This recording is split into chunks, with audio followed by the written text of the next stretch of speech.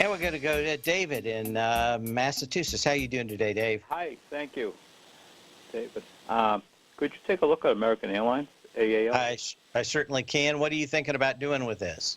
I'm thinking of getting in there. Okay. Are you betting that crude has hit a high? Right. Okay. That would probably be about it. You've come off a buck. It's just kind of gone sideways out here.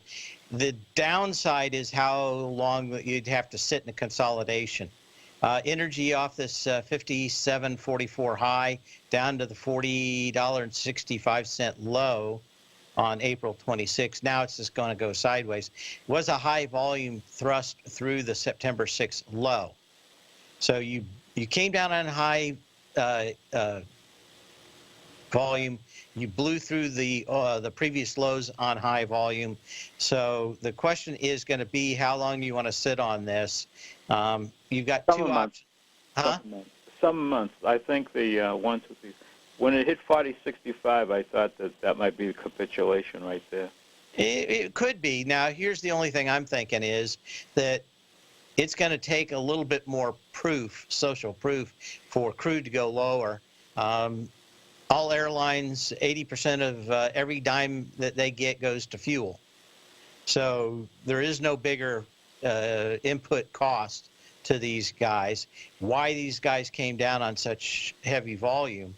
But you basically blew it out. There's a low at 39.11 for March 22nd of 2017. I would love for that to get pierced. And I think that is a fairly decent possibility if that's really the low that they're looking at, so about a buck lower. I'm just thinking your odds of actually having successful trade are much better there if you go down there and hit that with like 5 million shares. All right. You got close here, but again, you got two things and either one of them are good in my opinion. One, it goes sideways for a week or two, and the low is here. The other one is that it goes down and tests 39.11 on higher or lower volume, or maybe even just the same volume, right? Okay. So of the solutions out here, the best case scenario I see is this thing goes sideways, which is not going to make you happy. The worst case is it goes back down a couple more bucks after this bounce. Tomorrow we've got the EIA numbers. I don't think you're going to see a lot of change between now and then in the airlines. I'd wait and see how crude kind of reacts to that. I'd look maybe on Friday for the well numbers from Baker Hughes. I mean, you need a couple of things out here that really make it. Now, one of the things that does fall on the bullish side of this argument is that those well numbers from Baker Hughes have been going up every week now for 4 weeks. So supply is getting bigger in the oil patch. So it's not that I hate this trade. I think maybe you're just a bit early and maybe a bit high on the entry here. Crude has and like most commodities, have a bad history of getting a huge day up and then maybe back down either that same day or the next day. I think you could see a spike in crude that would give you a lot more confidence in entering around this $40 level. Still at $43, I couldn't get into it. If you would have bought it that day under 41, that may have been a defendable position. I just don't see how. I mean, you're a couple of bucks, $2 out of that already? Right, okay. So, to me, I understand what you're looking at, but we need a low volume test somewhere out here. I don't have it, and I don't see a lot of reason to rush into this trade. I do see what you are seeing. You had some huge moves up from that June 27th to the December 9th, 2016 move, and that had a lot of energy.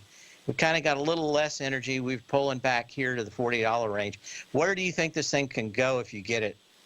I think up around 57, I'm thinking. So you're looking for this gap, on the gap down? Yes.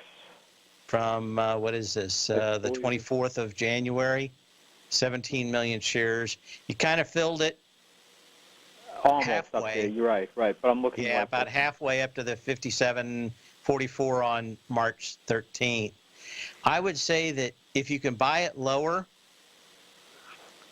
the less riskier trade is a trade to $55. This little gap from the 21st of March. I'm just wondering if this is going to turn into a V shape, David, going back up to the 57 area.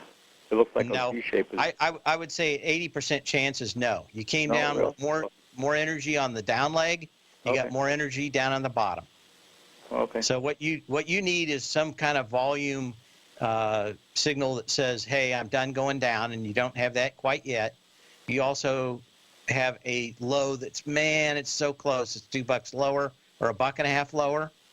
And your odds on a trade, not that it won't bounce, but your odds on getting a profitable trade are much better if you get that March 22nd low tested on light volume. Okay. And I see what you're looking at. I know it, but I don't think you're going to get a V bottom in these airlines. There's a lot of people still above you, is $16, $17, right, that are going to want to sell into every move higher. You would need probably $5 lower, I think, in crude to get a V bottom here. Okay. So maybe 63, $64 instead of 67, 68. Okay. But David. I understand what you're looking at. Okay. I think you're early. I don't want to beat it too much out here. I think that there's just a little time. And again, I don't think there's any V bottom coming in it. Okay. All right. Thank you very much, David. You bet. Something to watch. Thank you.